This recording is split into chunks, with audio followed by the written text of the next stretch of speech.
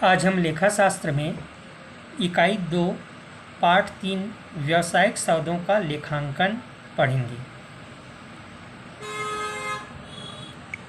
सबसे पहले देखते हैं लेन देन का प्रारंभ। लेन देन या सौदा या व्यवहार इसी को कहा जाता है। तो सबसे पहले इसका अर्थ देखते हैं कि क्या होता है सौदा या व्यवहार या लेन देन क्या है।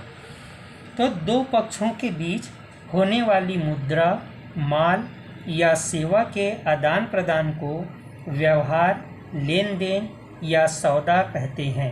व्यापारिक सौदे के कई रूप हो सकते हैं, जैसे माल खरीदना, बेचना, व्ययों का भुगतान करना, बैंक में रुपया जमा करना या बैंक से रुपया निकालना आदि। ये सौदा या व्यवहार दो प्रकार के होते हैं, पहला है नकद और दूसरा है उधार।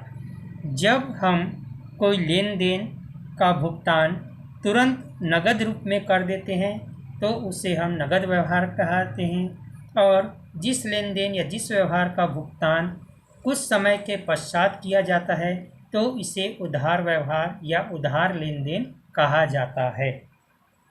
इसके बाद हम देखेंगे लेखांकन के मूल प्रलेख। सबसे पहले देखेंगे कि लेखांकन के मूल प्रलेख क्या है। तो व्यावसायिक लेन देनों को हिसाब की पुस्तकों में लिखा जाता है।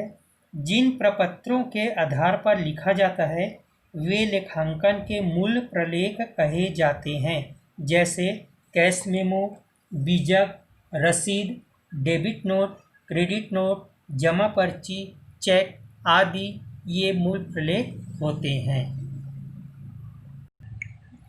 इसके बाद हम महत्वपूर्ण मूल प्रलेख के बारे में पढ़ेंगे।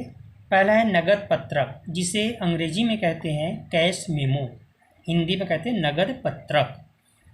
जब कोई क्रेता किसी विक्रेता से नगद माल खरीदता है तो उसे विक्रेता द्वारा नगद पत्रक दिया जाता है।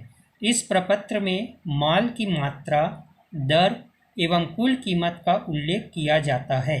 नगद पत्रों के आधार पर ही पुस्तकों में लेखांकन का कार्य किया जाता है। इसे हम नगद पत्रक कहते हैं। नगद पत्रक का प्रारूप ये नीचे दिया हुआ है कि किस प्रकार से इसको बनाया जाता है, उसको कैसे लिखते हैं आदि। इसका पूरा प्रारूप है। उसके बाद दूसरा देखेंगे बीजक एवं बिल, इनवॉइस एंड बिल्स।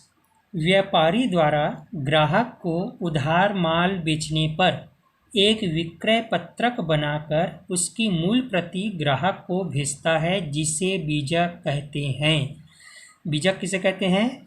व्यापारी द्वारा ग्राहक को उधार माल बेचने पर एक विक्रय पत्रक बनाकर उसकी मूल प्रति ग्राहक को भेजता है, जिसे बीजक कहते हैं।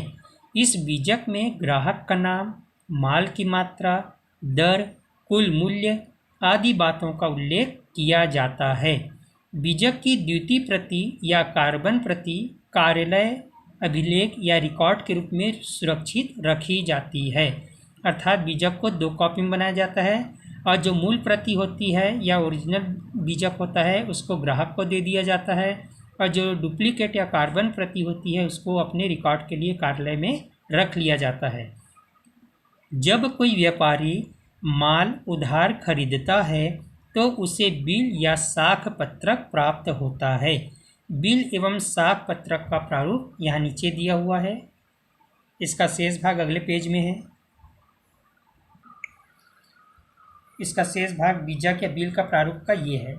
इस प्रकार से बीजक या बिल को बनाया जाता है। तीसरा प्रलेख देखते हैं रसीद, रिसिप्ट इंग्लिश में कहते हैं। किसी व्यापारी को किसी ग्राहक या क्रेता व्यापारी से कोई राशि नगद प्राप्त होने पर वह जो मूल प्रतिलिपि ग्राहक को प्रमाण स्वरूप देता है उसे रसीद कहते हैं। इसकी द्वितीय प्रतिलिपि अभिलेख हेतु सुरक्षित रखी जाती है। इस रसीद में ग्राहक का नाम, राशि, दिनांक आदि लिखा जाता है। इसी तरह व्यापारी नगद भुगतान करने पर उसे एक रसीद प्राप्त होती है।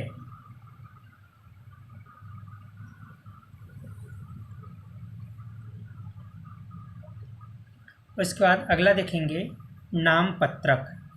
जब किसी ग्राहक द्वारा माल के पूर्तिकर्ता अर्थात विक्रेता को माल वापस किया जाता है तो इस परिस्थिति में माल के साथ एक पत्रक भी पूर्तिकर्ता को भेज दिया जाता है, जिसे नामपत्रक या डेबिट नोट कहते हैं। जिसे नामपत्रक या डेबिट नोट कहते हैं। नामपत्रक या डेबिट नोट कब बनाते हैं? जब किसी ग्राहक द्वारा माल के विक्रेता व्यापारी को माल वापस किया जाता है तो इस परिस्थिति में माल के साथ एक पत्रक भी पूर्तिकर्ता को भेज दिया जाता है, जिसे नामपत्रक या डेबिट नोट कहते हैं। इस मूल प्रलेख में लेन देन की तिथि, राशि, नामे किए गए खाते का नाम एवं नामे करने का कारण भी दिया जाता है। क्रेता व्यापारी इसकी ही प्रतियां तैयार करता है। एक पूर्तिकर्ता या विक्रेता व्यापारी को माल के साथ भेज दिया जाता है एवं एक कॉपी अपने रिकॉर्ड के रूप में सुरक्षित रखी जाती है। यहाँ पर नामपत्रक या डेबिट नोट का प्रारूप दिया हुआ कि इसको बनाते कैसे और इसके अंतर्गत क्या क्या लिखा जाता है। ये इसका प्रारूप है डेबिट नोट या नामपत्रक का। इसके बाद अगला है जमा पत्रक। उधार बेचे गए माल को जब किसी कारणवश व्यापारी वापस क्रेता से प्राप्त करता है तो वह व्यापारी क्रेता को एक पत्र भेजता है, जिसे जमा पत्रक या क्रेडिट नोट कहते हैं।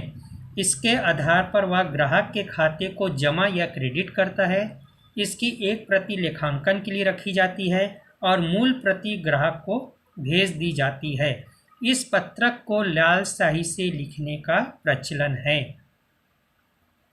और नामपत्रक को नीले स्याही या सामान्य स्याही से लिखा जाता है, जबकि जमा पत्रक को सामान्यतः लाल स्याही से लिखने का प्रचलन है। उसके बाद है छठवां जमा पर्ची। जमा पर्ची बैंक में राशि जमा करने के लिए उपयोग में लाई जाती है। जब हम बैंक जाते हैं तो बैंक में जब अपने खाते में पैसा जमा करते हैं तो उस समय हम जमा पर्ची भरते हैं बैंक में, जिसका प्रतिपूर्ण बैंक रोकड़िए के हस्ताक्षर एवं बैंक की मुद्रा लगाकर ग्राहक को वापस कर दिया जाता है। जमा पर्ची जो है 2 भाग में रहता है। उसके छोटे वाले बाएं पक्ष के जो छोटा सा रहता है पर्ची, उसको सील और साइन करके बैंक के जो कर्मचारी रहते हैं उसको जमा करके ग्राहक को वापस कर देते हैं। सातवां है चेक या धनादेश। धनादेश या चेक किसी बैंक पर लिखा गया धन का वह आदेश है जिसमें उल्लेखित व्यक्ति को अथवा वाहक को लिखी गई राशि का भुगतान करने का आदेश देता है। प्रत्येक चेक के साथ प्रतिपूर्ण को भावी संदर्भ के लिए सुरक्षित रखा जाता है। यह चेक या तो आदेशित हो सकता है या वाहक। ये चेक का प्रारूप दिया हो कि चेक कैसे बनता है, उसमें क्या लिखा रहता है। इसके बाद हम देखेंगे प्रमाणक, जिसको इंग्लिश में कहते हैं वाउचर। प्रमाणक क्या है? प्रमाणक व्यावसायिक सौदे या लेन देन के लिखित सबूत होते हैं। प्रत्येक सौदे का एक प्रमाणक होता है तथा लेखा पुस्तकों में इसी प्रमाणक के आधार पर प्रविष्टि की जाती है। उसे हम प्रमाणक कहते हैं। प्रमाणक 2 प्रकार का होता है। पहला नगद व्यवहारों का लेखा करने के लिए और दूसरा है अन्य व्यवहारों का लेखा करने के लिए। नीचे प्रमाणक का प्रारूप दिया हुआ कि प्रमाणक कैसे बनता है या वाउचर कैसे बनता है, यहाँ पर ये दिया हुआ है, इसका प्रारूप है।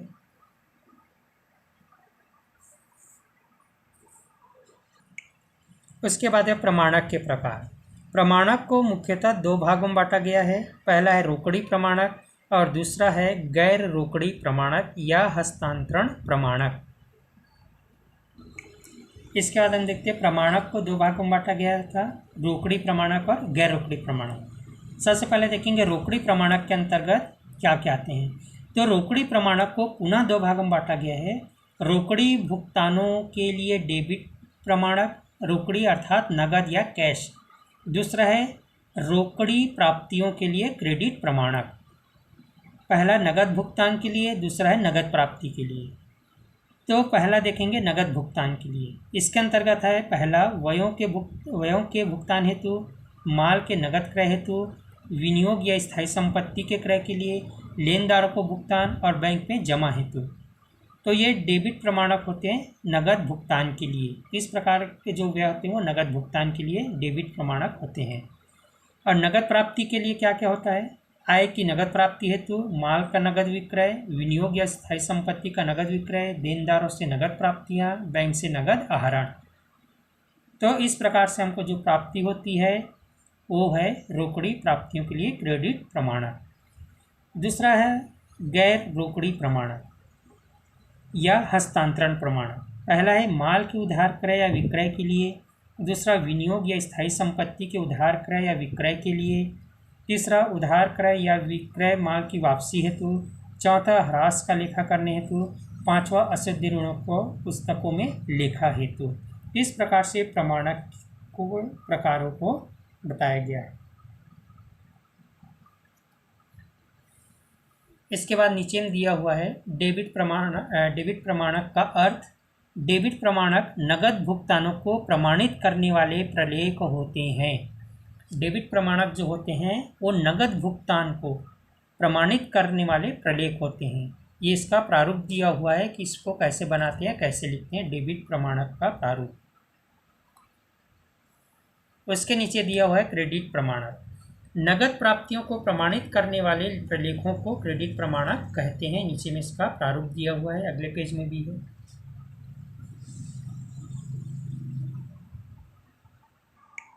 क्रेडिट प्रमाणक का शेष प्रारूप इधर पीछे पेज नंबर 56 में भी दिया हुआ है। जो 55 में था उसी का आगे का ये प्रारूप है।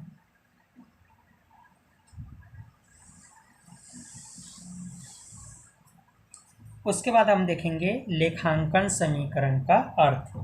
लेखांकन समीकरण क्या है?